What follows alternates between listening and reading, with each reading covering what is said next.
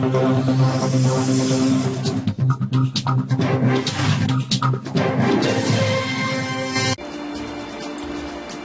मध्य प्रदेश पंचायत एवं ग्रामीण विकास विभाग के 70,000 अमले ने अपनी मांगों को लेकर आंदोलन तेज कर दिया है। इसी कड़ी में जबलपुर जिले के अंतर्गत आने वाले जनपद कार्यालय शाहपुरा में भी कर्मचारियों ने मोर्चा खोल दिया है, जिसमें कार्यालय के कर्मचारियों ने बढ़ चढ़कर हिस्सा लिया। लेकिन साथ ही यह देखने में यह भी आया कि धरने पर बैठे कर्मचारियों के द्वारा कोरोना गाइडलाइन का जमकर उल्लंघन किया गया। एक ओर जहां सोशल डिस्टेंसिंग का पालन नहीं किया गया, तो दूसरी ओर ज्यादातर कर्मचारी बिना मास्क के धरने पर बैठे दिखाई दिए।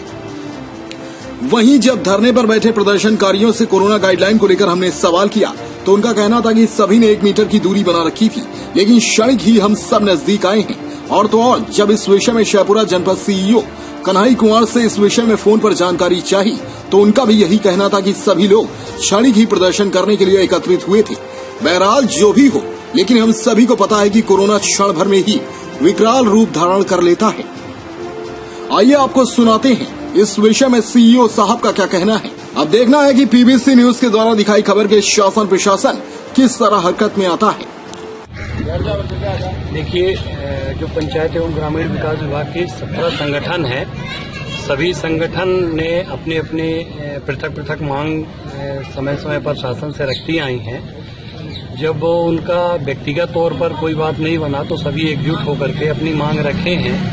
पंचायत एवं ग्रामीण विकास विभाग अंतर्गत जितनी भी योजनाएं हैं, उसमें कार्यरत कर्मचारी, अधिकारी और 17 संगठन पृथक मांगों के परिप्रेक्ष्य में अपने कर रहे हैं। उसमें सचिव संगठन है, ग्राम रोजगार सहायक संगठन है, एनआरएलएम में काम करने वाले कर्मचारी हैं, वाटरशेड में है, मनरेगा में है।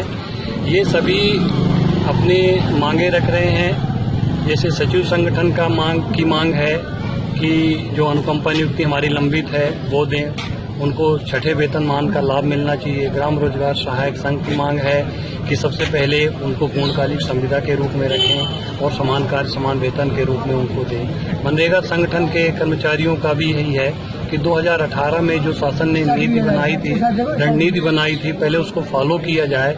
वो पेपरों में आकर के दब गए हैं। इन्हीं सब विभिन्न मांगों को लेकर के संयुक्त मोर्चा गठित हुआ है। हम लोगों ने शासन को 1 सप्ताह पहले चेतावनी दी थी और अवसर दिया था।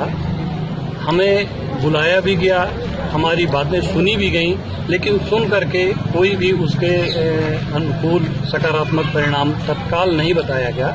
हमारा जो क्षेत्रीय संगठन है, वो अपना प्रांतीय संगठन के आह्वान पर अब अनिश्चितकालीन हड़ताल पर आज दिनांक से अभी तक कोई प्रशासनिक अधिकारी आया जिसने आश्वासन दिया अभी तक आपके पास? हाँ जी, अभी तक कोई प्रशासनिक अधिकारी आया? प्रशासनिक अधिकारी अभी कोई नहीं आया है। प्रशासनिक अधिकारी में हम लोग अनुभागीय अधिकारी महोदय का इंतजार कर रहे हैं ज्ञापन देने के लिए। वो कार्यालय में है नहीं, तो अभी हमारी बात सुनने के लिए रोहित प्रशासन की तरफ से कोई नहीं आया। कब तक बैठेंगे धरने पर? उसकी कोई सीमा नहीं है। जब तक हमारी मांगे इस बार पूरी नहीं हो जाती हैं, और कोई व्यक्तिगत मांग नहीं है, 17 संगठनों की है। 17 संगठन के जो भी बिंदु हैं, सभी बिंदुओं को समाहित करते हुए जब तक प्रशासन हमारी बातों को नहीं मानता है, तब तक यह हड़ताल अनिश्चितकालीन। बिल्कुल, आप धरना प्रदर्शन कर रहे हैं, बहुत अच्छी बात है। अनिश्चितकालीन हड़ताल भी कर रहे हैं, मगर एक तरफ कोरोना गाइडलाइन का पालन भी करना जरूरी है कि वो इसका पालन क्यों नहीं किया जा रहा है? हम लोग बिल्कुल कोरोना गाइडलाइन का पालन कर रहे हैं। शासन के जो कोरोना गाइडलाइन का निर्देश है कि 100 लोग एक स्थान पर एकत्रित हो सकते हैं और सोशल डिस्टेंसिंग मेंटेन भी निर्धारित है। आप लोगों के बिल्कुल दूरियां निर्धारित है, 1 मीटर दूरी का। लगभग सभी हमारे कर्मचारी जो हैं मास्क लगा करके बैठे हैं।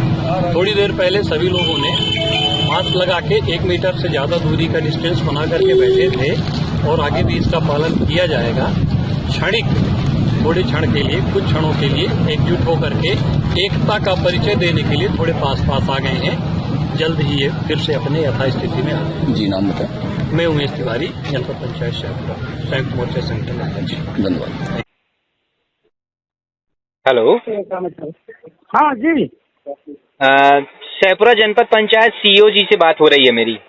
हाँ जी जी, आज आपके यहाँ पर कार्यालय के बाहर जो पंचायत मोर्चा की जो हड़ताल पर बैठे हैं कर्मचारी, जी जी, तो ये किस संबंध में आज हड़ताल जारी है यहाँ पर?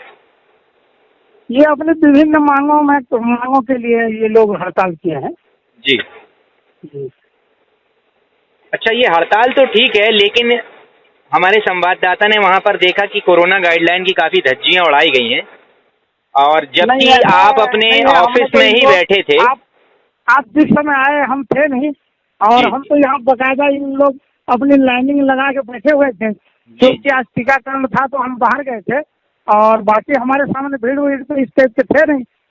नहीं, उसका तो हमारे पास सबूत है कि किस तरह से लोग बैठे हुए थे। हम बस ये जानना चाहते हैं कि आप अपने दफ्तर में बैठे हुए थे और बाहर लोगों ने इस तरह से भीड़ लगा करके धरना प्रदर्शन किया।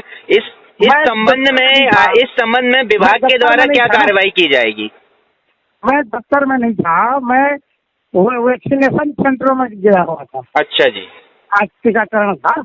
तो मैं ये जान सकता हूँ कि अभी तीसरी लहर आने को है, और ऐसे में जो कर्मचारी हड़ताल पर बैठे हैं और वो कोरोना गाइडलाइन और उनके दिशा निर्देशों का पालन नहीं कर रहे हैं, एक क्षणिक मात्र के लोग इकट्ठा होने की बात कर रहे हैं, क्या कोरोना यह देखेगा कि आप क्षणिक मात्र भीड़ लगा करके इकट्ठे हुए थे या काफी समय के लिए?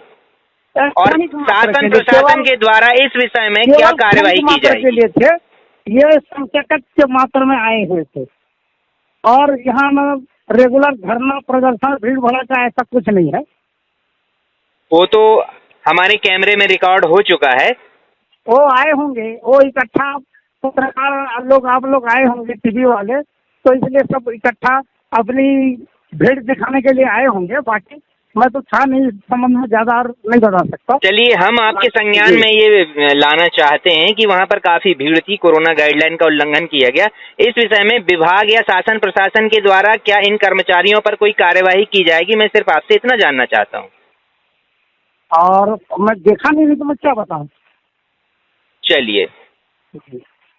अभी हम मौजूद हैं जबलपुर जिले की तहसील कार्यालय, जनपद कार्यालय शहपुरा भिटौनी में, और यहाँ पर जो कर्मचारी हैं अपनी कुछ मांगों को लेकर धरने पर बैठे हुए हैं अनिश्चितकालीन।